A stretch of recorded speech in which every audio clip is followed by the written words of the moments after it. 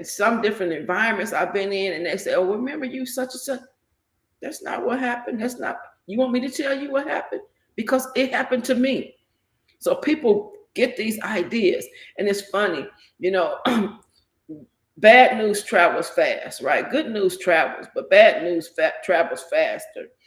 And I'm a substitute teacher, so we did in one of our professional developments. What we did is we did an exercise where the first person in the circle said something. They told them exactly what to say. They verbally told them, "You say this."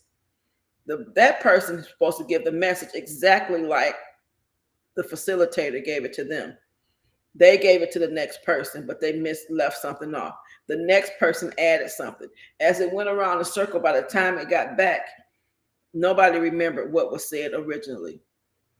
And that's how rumors are. People spread one thing. Well, did you hear about Felicia? She this, that, and the other. Yeah, girl, I heard. Did you hear about Felicia?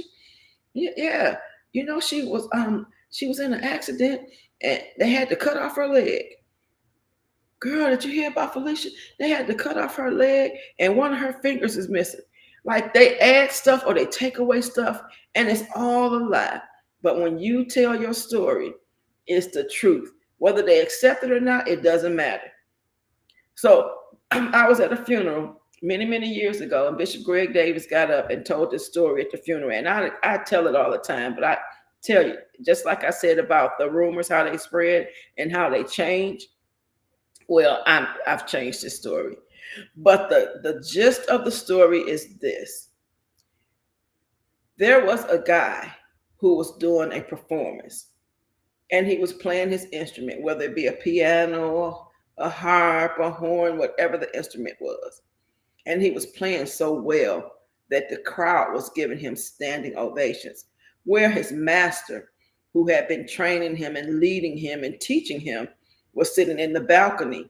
And it didn't matter how much he did what he did. Guess what? He was still sitting down. The crowds was raving, but he was still sitting down. And the moral of the story is, it doesn't matter about what people say, think, or do. It matters about what the master